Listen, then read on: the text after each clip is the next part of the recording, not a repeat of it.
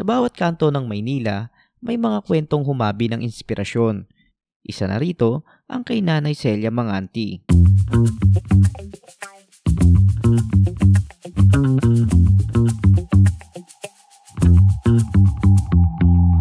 Ako po si Celia Manganti, 65 years old.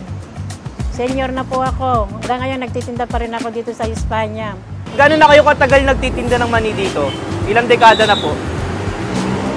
Siguro nasa 5 dekada na. Kasi 65 years old na ako eh. Bata pa lang ako.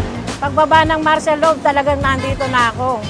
50 taon nang nagtitinda ng mani sa kanto ng M. de la Puente at Espanya si Nanay Celia. Isang simpleng diskarte na naging bahagi ng kanyang buhay. Ano po yung pagsubok nyo na dinanas no, na sa ganitong klase ng hanap buhay? Minsan wala ng puhunan. Minsan pag bumabaha, napakahirap. Pag umuulan na ganyan, may bagyo, nandito pa rin ako. Kahit sobrang init, nandito pa rin ako. Kasi naalala ko, wala akong pambiling gamot. Tapos siyempre, pangkain ko pa. Pambayad ko pa ng bahay. Kasi solo parent ako eh, simula't simula kasi eh. Ayaw ko kasing umasa sa anak eh, may anak na rin kasi siya. Kahit may trabaho siya, siyempre may pamilya na.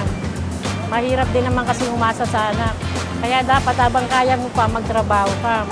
Bilang suporta sa kanyang simpleng diskarte sa buhay, nagbigay ang serbisyong bayan ni Tatay Rani ng 1,000 pesos na tulong pinansyal para kay Nanay Celia.